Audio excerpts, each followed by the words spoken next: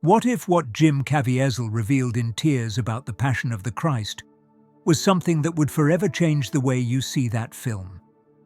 What Hollywood never told you is that behind that cross, that crown of thorns, and that blood spilled on screen, there existed a much deeper pain, a hidden story that the actor himself carried in silence for almost 2 decades. Recently, in an interview that few saw, Jim Caviezel finally dropped the mask and opened his heart in a way no one expected. He cried. These weren't actor's tears, but tears of a man who was forever marked by something that transcends any script. What he said in that moment shocked even the most experienced interviewers. He revealed details that had never been publicly shared, secrets that were locked inside him since the cameras stopped rolling. And when you discover what really happened behind the scenes, when you know the price he paid to portray Jesus Christ, you'll understand why this wasn't just another role. It was a transformation. It was a sacrifice. And perhaps it was something much greater than any of us could imagine. If you want to discover secrets that few know about the true story behind the Passion of the Christ, and about the spiritual journey that changed Jim Caviezel's life forever, like this video, subscribe to the channel, and tell us in the comments from which city you're watching. Your participation strengthens our community of truth seekers. Before we understand what Jim Caviezel revealed in tears, we need to go back in time and understand who this man was before everything happened. Jim wasn't a Hollywood superstar. He wasn't at the top of the most desired actors lists. In fact, his career was at a delicate point when Mel Gibson approached him for the most important role of his life. But what many don't know is that Jim carried very deep emotional scars, childhood wounds that no one saw, but that were always there, just below the surface. In a recent interview on TBN's Praise program, Jim shared something he had never said publicly before. He spoke about the day when, at 16 years old, he ran away from home barefoot, running miles and miles down a frozen road. He was full of anger, pain, an anguish he couldn't express. His feet were bleeding, but he didn't even notice. The emotional pain was so great that it cancelled out any physical pain. And when he finally arrived at a friend's house, he was received by a man named Aggie, that friend's father, who welcomed him without judgment, without intrusive questions, only with unconditional love. That moment marked Jim forever. Years later, when he was on the set of The Passion of the Christ, carrying the cross, feeling the weight of that nearly 70-kilogram wood on his shoulders, it was as if everything came back. The physical pain of the cross brought back the emotional pain of that cold night. And suddenly, Jim wasn't just playing Jesus. He was reliving his own journey of suffering and redemption. Mel Gibson knew Jim was the right choice, not because of his resume, but because of something he saw in his eyes, a depth, a capacity to suffer that went beyond acting talent. When Mel offered Jim the role, he didn't romanticize the situation. He was brutally honest. "You'll never work in this town again," Mel told him. "Accepting this role could destroy your career. Hollywood won't forgive you for this." And Jim, without hesitation, answered something that would become prophetic. We all have our own crosses to bear. Either we carry them or we're crushed by their weight. Sometimes we wonder what exists beyond our physical world, and other times strange things happen that make us question everything we thought about life. In situations like these, better understanding can mean the difference between being confused and having clarity. That's exactly what our ebook, The Secret of Jesus' Appearances, offers. Consider acquiring this incredible material for a symbolic value. This exclusive material offers keys to decipher divine signs and understand how Christ manifests in our days. Your contribution allows us to maintain this independent research work. The link to acquire the material is available in the pinned comment. What few know is that Jim Caviezel carried a secret for years, something he could only share recently. And when he did, Tears came without control. In an interview with American politician Devin Nunes, Jim spoke about the moment when Mel Gibson finally showed him the complete script for the sequel to The Passion of the Christ, the film that will be called The Resurrection of the Christ. What happened in that moment was something even Jim himself didn't expect.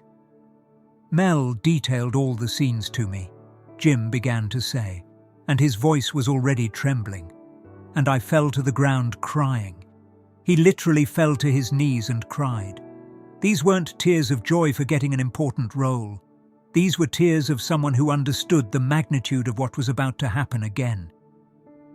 "It will be one of the best things you've ever seen," Jim continued, trying to recompose his emotion. "But there are things I can't say that will shock the audience." That phrase hung in the air. There are things I can't say. What exactly did Mel Gibson show Jim that made him collapse emotionally?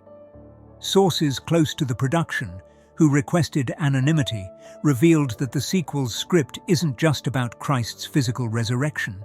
It's about the 3 days between death and resurrection, about what Jesus did during that period, about the descent to Sheol, the realm of the dead, about the spiritual battle that happened in the depths, far from human eyes. Mel Gibson confirmed in interviews that the film will explore the fall of angels, hell, and spiritual realms that have never been shown in cinema. One version of the script, according to him, is like an acid trip. It includes visions of hell, fallen angels, and a representation of the cosmic conflict between light and darkness that most people never imagined. But what made Jim cry wasn't just the script itself. It was the realization that he would have to go through everything again. The physical suffering, the spiritual transformation, the pain that transcends acting. And this time, he knows exactly what's coming. There's no more innocence. There's no more surprise. There's only the certainty that playing Jesus Christ again will cost something that words cannot describe. In interviews kept secret during recent years, members of the original crew of The Passion of the Christ revealed that Jim was never the same after filming. He became quieter, more introspective. There were moments when he would simply disappear from the set and be found alone, on his knees, praying. Some crew members said there was something different in his eyes, as if he had seen something no one else had seen. A production assistant who asked not to be identified told a disturbing story. "We were filming a night scene, and Jim was sitting alone near the cross. I went to him to offer water, and when he looked at me, I swear I didn't recognize that look. It wasn't Jim. It was someone much older, much heavier. He thanked me with a voice that wasn't his. It had an accent I couldn't identify. When I mentioned this later, he didn't remember anything. Reports like this multiplied during filming. They weren't just 1 or 2 isolated incidents. They were patterns, manifestations, momentary transformations that the crew witnessed but rarely discussed openly. There was a tacit agreement of silence. Some were afraid of being ridiculed. Others felt they were protecting something sacred. And Jim, at the center of it all, carried the weight of those experiences alone. But what really broke Jim, what made him cry when Mel showed him the sequel's script, was the understanding that those experiences weren't accidents. They weren't coincidences. They were preparations. "God was preparing me from the beginning," Jim said in a recent interview that few saw. "That night when I ran away from home at 16, barefoot, bleeding, was the first time I felt physical pain mix with spiritual pain. And years later, when I carried that cross, when I felt the whips, when lightning struck me, everything made sense. It wasn't just a movie. It was my own journey of crucifixion and resurrection." He paused, wiping away tears. "And now, coming back to make the sequel, it's like God telling me that the process isn't finished. There's more. There's always more." The most shocking revelation came when Jim talked about the impact the film had on his career. "Mel was right. You'll never work in this town again." Those words became prophetic. After The Passion of the Christ, Jim was effectively placed on an unofficial Hollywood blacklist. Suddenly, I wasn't popular anymore, and not because I did something wrong, Jim told El País newspaper. I simply played Jesus. For years, he could only get work in television, on the series Person of Interest. The big studios avoided him. Doors closed. And Jim had to decide if it was worth it. If sacrificing his career, his reputation, his financial security was worth saying yes to that role. And his answer, even in tears, even with his voice breaking, was always the same. Yes, it was worth it. Every second was worth it. But what he didn't say publicly, what remained hidden until recently, was the emotional cost of that decision. Jim spent years questioning whether he had made the right choice. Sleepless nights, moments of doubt, moments when he looked at his adopted children and wondered if he had failed them by choosing a path that would make him an outcast in his own industry. And it was in those darkest moments that something extraordinary happened. Jim began receiving letters, thousands of them, from people around the world who watched the Passion of the Christ and whose lives were transformed. Letters from former addicts who quit drugs after watching the film. Letters from people who were on the verge of suicide and found hope. Letters from atheists who knelt for the first time in their lives after leaving the theater. Each letter was a reminder. Each testimony was a confirmation that the sacrifice wasn't in vain. But there was something more, something Jim could only articulate recently, and that made him cry when he finally put it into words. I realized that God didn't call me to be a Hollywood star, Jim said in an interview kept secret for months. He called me to be a witness. And witnesses aren't popular. Witnesses aren't celebrated. Witnesses are persecuted. But they carry the truth. And truth always costs something. That understanding changed everything for Jim. He stopped fighting against Hollywood's rejection. He stopped trying to fit into a system that clearly didn't want him. And instead, he embraced his role as an outsider. In 2023, he starred in Sound of Freedom, an independent film about child trafficking that major studios refused to distribute. The film became a cultural phenomenon, grossing over $200 million and starting conversations that Hollywood preferred to avoid. Once again, Jim chose truth over popularity. Once again, he carried his cross. And once again, he was attacked for it. Critics accused him of promoting conspiracy theories. Mainstream media tried to discredit the film. But people came, in millions, because they recognized something in Jim Caviezel that transcended politics or ideology. They recognized authenticity. They recognized someone willing to lose everything for what he believes in. But let's go back to the moment that made Jim cry.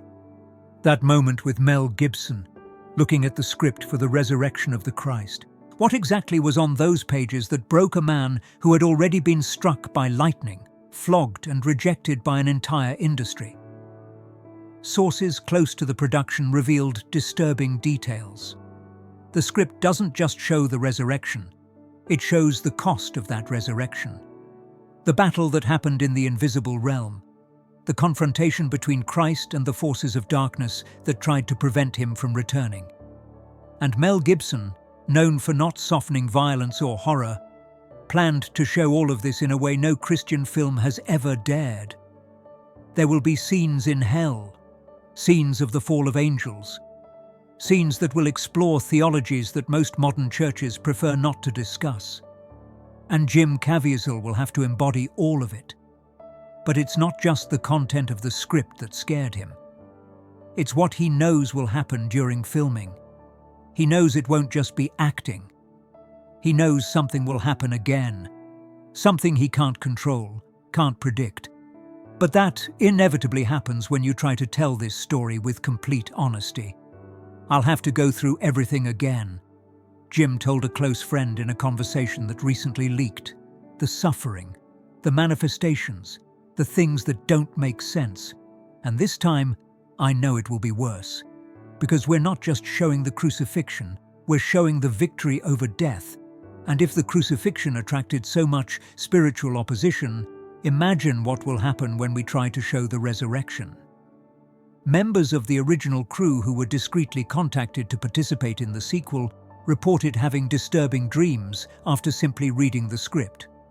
One of them, a lighting technician named Marco Santini, said he had a recurring dream for weeks. "I saw a light so bright it blinded me," he told in an interview that wasn't widely publicized. "And inside that light there was a figure. I couldn't see the face, but I felt a power that terrified and comforted me at the same time. When I woke up, my room was freezing, even though it was summer. This happened every night for 3 weeks after reading the script." Another crew member, who worked as an assistant director on the original film, refused to participate in the sequel. He didn't give many details, but simply said, "I'm not spiritually prepared for this. What happened the first time changed me in ways I'm still processing 20 years later. I can't go through that again." What made Jim cry, what really broke him in that moment with Mel Gibson, was the realization that his entire life had been a preparation for this moment.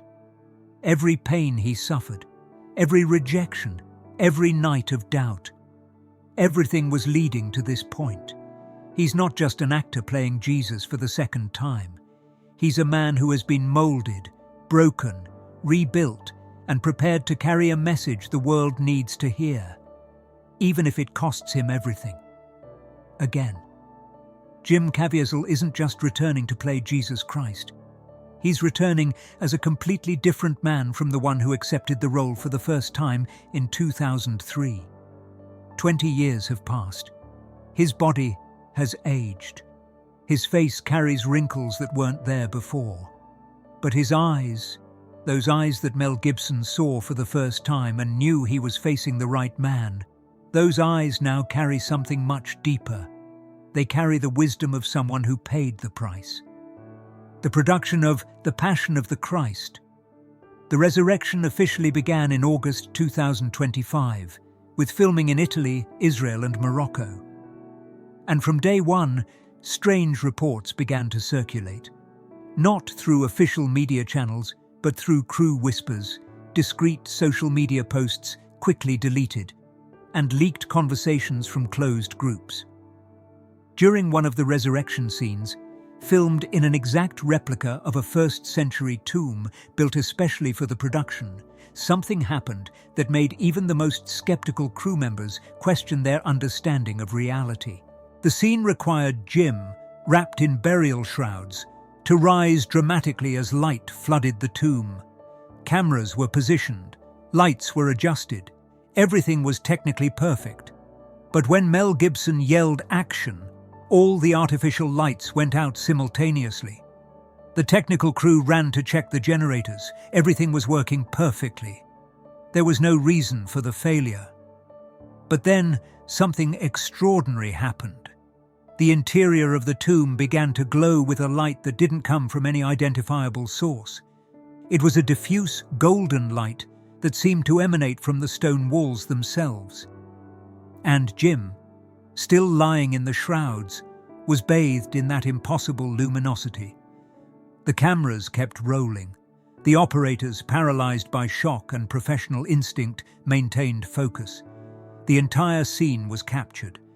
And when Mel finally yelled "cut," the artificial lights returned instantly. The inexplicable light disappeared. And Jim remained motionless for almost a minute before finally moving. When he got up, tears were streaming down his face. He said nothing. He simply walked off the set and disappeared for hours. No one followed him. Everyone understood he needed to process something that had happened, something that words couldn't capture. Later that night, one of the camera assistants found him sitting alone under the stars. He was murmuring something in Aramaic, a language he had learned for the role, but didn't speak fluently outside of scenes. When the assistant approached, Jim stopped, looked at him with eyes red from crying, and said simply, I saw what happened in that tomb. And it wasn't just light, it was victory. It was the moment when death lost, forever. The recording of that scene became one of the production's best-kept secrets. Mel Gibson watched the raw footage dozens of times.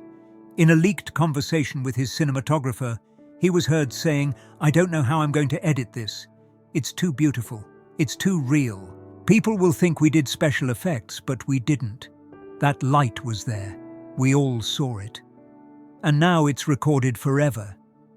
How do we use this without it looking like we're fabricating miracles?"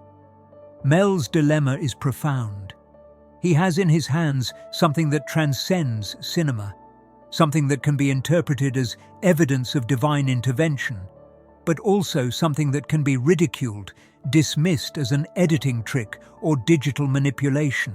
And he knows that, no matter how he presents it, half the world will believe and the other half will mock. Meanwhile, Jim Caviezel continues his journey through this production, carrying a weight few can understand. His body is being digitally rejuvenated on screens, but physically, he's suffering again. During the filming of a scene where Jesus carries the cross after the resurrection, in a flashback vision, Jim insisted on carrying the real cross again. Mel tried to dissuade him. "We can use a lighter substitute," he said. "You've already proved what you needed to prove." But Jim refused. "If I don't feel the weight, I can't convey the truth," he responded. And so, at 56 years old, he carried that wood again, and his body remembered. Every muscle, every joint, everything remembered the first time, and the pain returned like an old acquaintance. But this time, something was different. While carrying the cross, with cameras capturing every step, every expression of pain, Jim began to smile. Not a superficial smile of joy, but a smile of someone who understands something deep, of someone who knows that pain has purpose, that suffering isn't the end of the story, it's just the chapter before victory. When the scene ended and the cross was finally lowered, Jim fell to his knees, not from exhaustion, but from gratitude.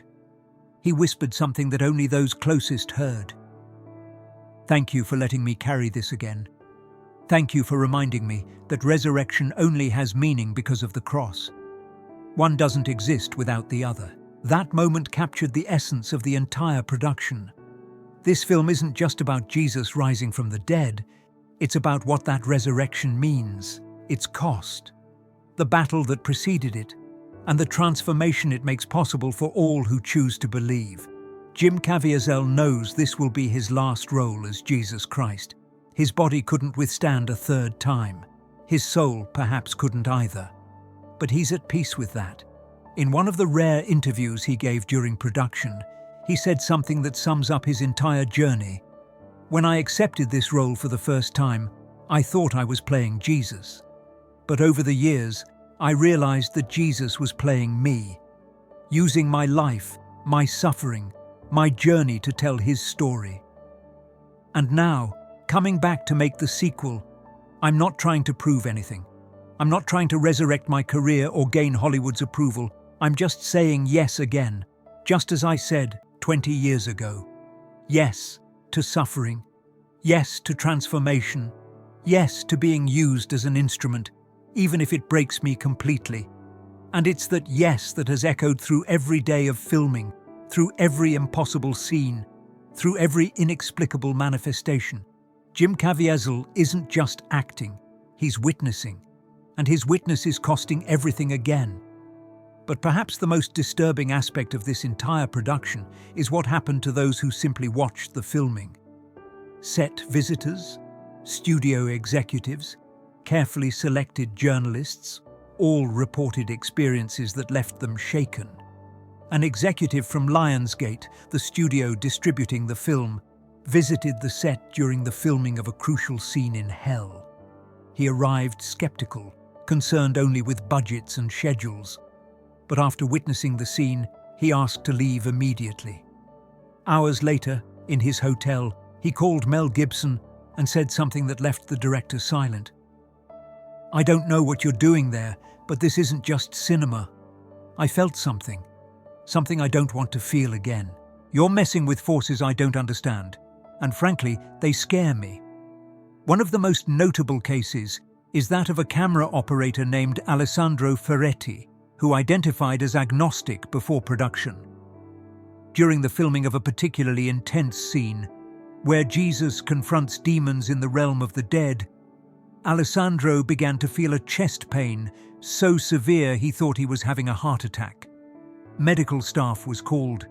Tests showed nothing wrong, but the pain persisted. That's when Father Benedetti approached and offered prayer. Alessandro, desperate, accepted. And the moment the priest placed his hand on him and began to pray, Alessandro described something that changed his life. "I felt something leave me," he told through tears. "I don't know how to explain it. It was like something heavy, dark, had been trapped inside my chest for years, maybe my whole life, and suddenly it was ripped out. The pain disappeared instantly, and for the first time in my life I felt peace, real peace."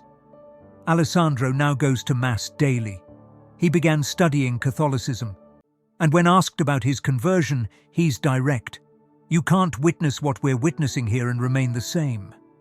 Impossible. When God raises up spokespersons for this generation, resistance is fierce. If you feel a prophetic calling in your life, our study on the mysteries of Christ's ministry offers direction." Few copies remain in the pinned comment. Stories like Alessandro's multiplied. A costume designer who suffered from chronic insomnia for 10 years began sleeping peacefully after simply being present during a prayer scene. A production driver who was on the verge of divorce reconciled with his wife after weeks working on set. He can't explain exactly what changed, just that something inside him softened. A cinematographer who struggled with alcoholism for decades stopped drinking overnight without any treatment program. "When I woke up wanting to drink," he explained, "I remembered what I saw Jim do in that tomb. I remembered that light, and somehow the compulsion just disappeared." These aren't isolated cases. They're patterns, transformations that defy natural explanations and are documented by dozens of witnesses. But not everything has been positive. Some crew members reported disturbing experiences, recurring nightmares, sensations of being watched when alone, moments of inexplicable fear. "It's like two forces are fighting," said a sound technician. "One trying to elevate, transform, heal. Another trying to destroy, confuse, terrorize. And we, the crew, are in the middle of that battle whether we like it or not." Mel Gibson has been open about these challenges with those he trusts. "This film will cost something from each person involved," he said in a closed meeting with department heads. "I'm not talking about time or money. I'm talking about something deeper. You'll leave here different, some in good ways, some in difficult ways. But no one leaves the same. So I need each of you to decide now if you're willing to pay that price." Everyone stayed. But Mel's warning proved prophetic. As production progressed, experiences intensified. During the filming of the sequence where Jesus liberates the souls from Sheol, the realm of the righteous dead awaiting redemption, multiple cameras presented simultaneous failures with no identifiable cause. Backup after backup was tried. All failed. Finally, in frustration, Mel Gibson stopped everything, gathered the entire crew, and did something unexpected. He asked everyone, regardless of their beliefs, to make a silent prayer for protection and clarity.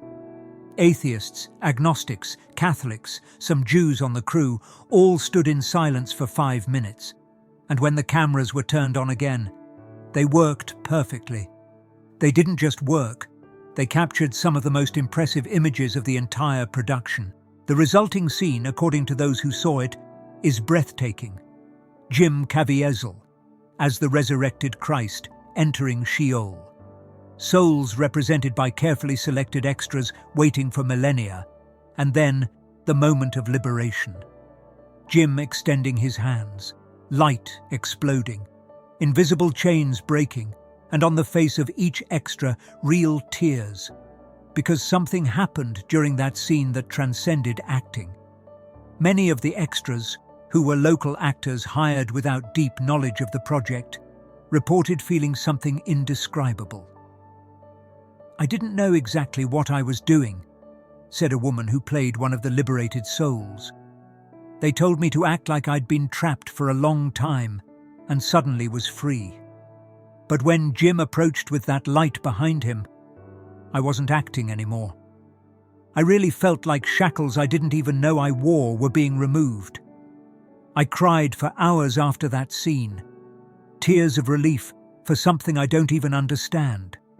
Jim Caviezel observed all this happening around him with a mixture of humility and terror.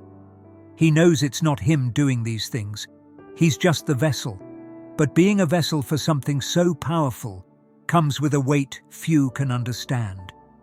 In private moments, he admitted to close friends that sometimes he feels he's losing himself in the process. "There are days when I wake up and I don't know who I am anymore," he confessed in a leaked recording of a personal conversation. "Am I Jim? Am I the man carrying this cross? Or am I something in between? Something being molded in real time by forces I don't control?" It's terrifying. But it's also the most important work I've ever done or will do. So I continue, even when I'm afraid. Especially when I'm afraid. That vulnerability, that raw honesty about the personal cost of all this is what makes Jim Caviezel so unique. He's not pretending this is easy. He's not romanticizing the suffering. He's simply being honest about what it costs to say yes to God when God asks for something extraordinary. And his honesty is inspiring others to be equally honest about their own journeys. Mel Gibson hasn't been immune to the effects of this production either. Those close to him have noticed changes. He's quieter, more contemplative, less explosive than he used to be. A longtime friend commented that Mel seems to be going through his own silent transformation. "It's like directing this film is doing to him what playing Jesus did to Jim," the friend observed. "It's breaking something in him. But what's emerging from those cracks is different, softer, but also stronger. It's hard to explain." In a rare interview given during a break in filming, Mel admitted that this project has been as much spiritual as cinematic for him. "The first time I made The Passion of the Christ," he said, "I was in a very dark place in my life. That film saved me in a way. But it also opened doors that maybe shouldn't have been opened, or maybe needed to be opened. I don't know. But now, coming back to tell the story of the resurrection, I feel like I'm completing something, closing a circle. And I hope that when it's finished, I too can resurrect from some of my own deaths." Mel's scars are well documented. The scandals, the public falls, the battles with addictions, Hollywood's cancellation. But those who know him well say he never stopped fighting to come back. And this film, in many ways, is his own resurrection. His own statement that the past doesn't define the future. That redemption is always possible. During a particularly difficult scene, where Jesus appears to the disciples after the resurrection and shows his wounds to Thomas, something extraordinary happened with Jim. The scene required him to show the marks of the nails in his hands and the wound from the spear in his side. Everything was makeup, of course, prosthetics carefully applied to look like real wounds. But when Jim extended his hands toward the actor playing Thomas, the actor involuntarily recoiled. It wasn't in the script, it hadn't been rehearsed, but he recoiled, with eyes wide with genuine shock. The scene continued, but when Mel yelled cut, the actor remained standing, trembling. When he could finally speak, he said something that made the entire set fall silent. "When I looked at his hands, I swear I saw real wounds. Not makeup, open wounds, bleeding. And when he turned to me, I felt pain in my own body, like I was feeling what he felt." The makeup team checked Jim's prosthetics. They were intact. No real blood, no real wound. But the actor who played Thomas insists to this day on what he saw. and the cameras captured his genuine reaction, a reaction so powerful that Mel decided to keep it in the final cut. "Sometimes the best acting isn't acting," Mel said afterward. "It's true reaction to something that shouldn't be possible. And that's what we have here. Something impossible becoming real, even if just for a moment." Jim Caviezel didn't comment publicly on the incident, but that night he was seen alone again, looking at his own hands for long minutes, as if trying to understand something that transcends human comprehension. As production approaches its end, scheduled for early 2026, the crew feels a mixture of relief and regret. Relief because the intensity is taking its toll on everyone. Regret because they know they're living something they'll never experience again. "This is a privilege," said an assistant director. "A terrifying privilege, but still a privilege. How many people can say they participated in something that literally changed their lives and the lives of dozens of others around them? How many can say they witnessed the impossible becoming possible?"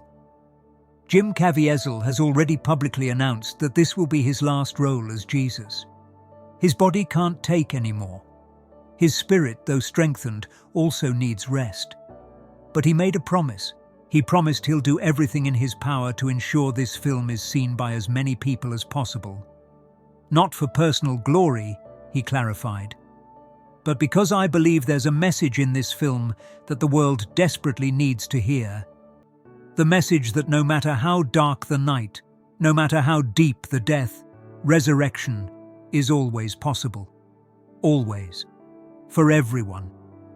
That message, so simple yet so profound, has become the beating heart of the entire production. Each person involved in some way is telling their own resurrection story through this film. Mel Gibson resurrecting from his scandals, Jim Caviezel resurrecting from his Hollywood exile, crew members resurrecting from addictions, illnesses, despair. And they all know that when this film is finally released, it won't just be entertainment. It will be a catalyst, an ignition point for something much greater. The film, The Passion of the Christ, The Resurrection, is scheduled to premiere in 2027, possibly divided into 2 parts, given the vastness of the story Mel wants to tell. And when the cinema lights go down and those first images appear on screen, millions of people around the world will be watching not just a film, but the testimony of dozens of transformed lives. They'll be watching the result of years of prayer, suffering, and total surrender. They'll be watching something that cost everything from those who made it. And perhaps, just perhaps, they'll be watching their own resurrection journey begin. Because that's the promise Jim Caviezel carries in his wounded but hopeful heart. The promise that telling this story, no matter the cost, is worth it if even one person finds hope. If even one life is transformed. If even one broken heart finds healing. If these revelations awakened something in your spirit, demonstrate it by liking this video, subscribing to the channel, and sharing in the comments how God has manifested in your own life. Your testimony can touch the heart of someone who needs this message. Join our community of truth seekers and continue with us on this journey of spiritual discoveries that can change your life forever.